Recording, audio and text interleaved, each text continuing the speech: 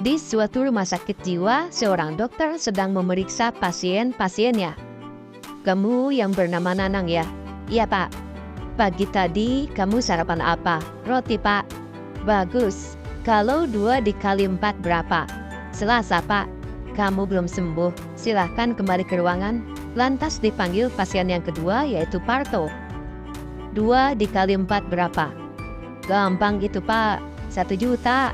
Kamu juga belum sembuh. Silahkan kembali ke ruangan. Pasien ketiga namanya Jono.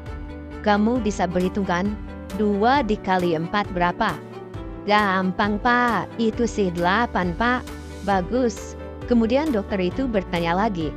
Dari mana kamu tahu kalau 2 dikali 4 hasilnya 8? Gampang pak.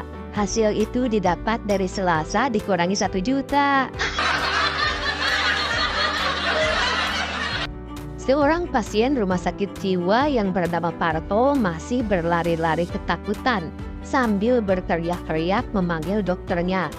Dokter, si Jono tuh, masa dia naik ke atas meja lalu bilang sama saya kalau dia itu lampu? Dokter itu berpikir dalam hati dengan gembira. Pikirnya, wah si Parto ternyata sudah waras. Dokter itu pun berkata, Toh, kamu suruh turun aja deh si Jononya ya. Jangan dong Pak Dokter, nanti kalau si Jono turun jadi gelap dong. Ada seorang dokter yang terkenal galak di sebuah rumah sakit. Karena galaknya, keempat perawatnya ingin sekali menjahili dokter tersebut. Setelah beberapa hari mereka sama-sama membocorkan ide jayunya satu sama lain. Aku telah memasang kapas di stetoskop dokter, sehingga sulit dipakai untuk mendengar detak jantung, kata perawat satu. Termometer dokter kuisi dengan cat, agar skalanya tetap 76 derajat Celcius. Perawat 2 berkata sambil tertawa. Perawat 3 tidak mau kalah. Aku telah melubangi semua kondom pribadi dokter yang ada di laci dokter, dan yang main gila dengan dokter pasti akan hamil. Perawat 4 tiba-tiba pingsan. Ada sebuah keluarga yang anggota keluarganya hanya ibu yang janda dengan anak gadisnya yang sudah bertunangan dengan seorang pemuda. Pada waktu mau masak dan tidak punya santan, maka si ibu meminta tolong sama calon mantunya untuk memetik kelapa yang ada di belakang rumah. Untuk mengambil hati sang mertua, si pemuda jelas tidak menolak, dan dia pun menyanggupi. Untuk mempermudah memanjat kelapa, ia membuka celana panjangnya dan hanya mengenakan celana pendek yang agak kebesaran. Si ibu memandang dari bawah saat si pemuda memanjat, hingga tidak sengaja melihat anunya si calon mantu.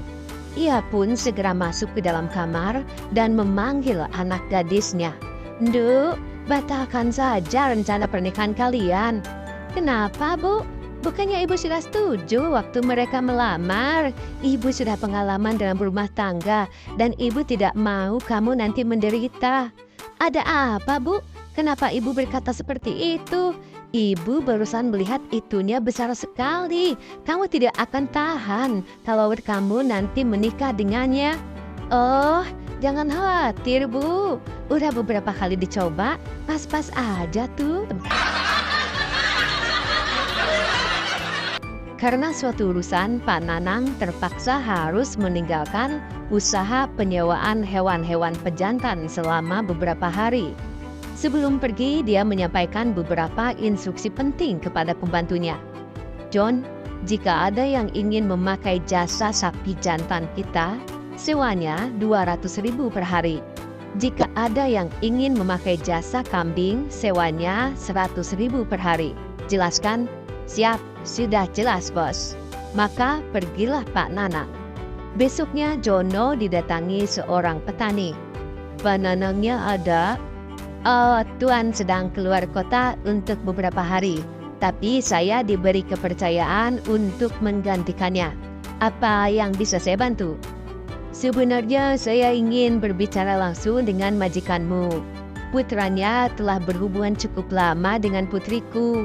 Karena itu, saya ingin berbicara langsung dengan Pak Nanang. Kalau begitu, lebih baik Anda menunggu sampai majikan saya datang saja. Sebab saya tidak diberitahu berapa tarif putranya per hari.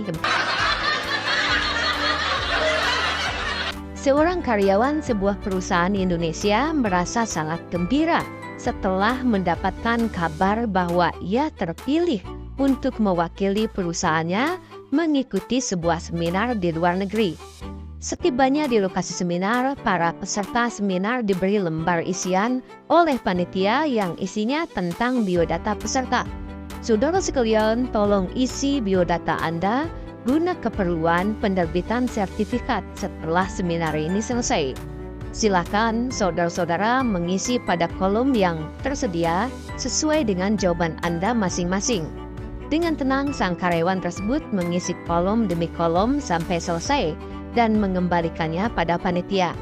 Sambil menunggu peserta lain yang masih mengisi lembar biodata, sang karyawan bertanya kepada peserta lain yang berasal dari Inggris. "Apa yang Anda isikan pada kolom seks tadi?" Dengan bingung, si Inggris menjawab, "Tentu saja, saya isi male, karena saya laki-laki. Emangnya Anda mengisi apa?" Si karyawan pun menjawab, 5 kali seminggu.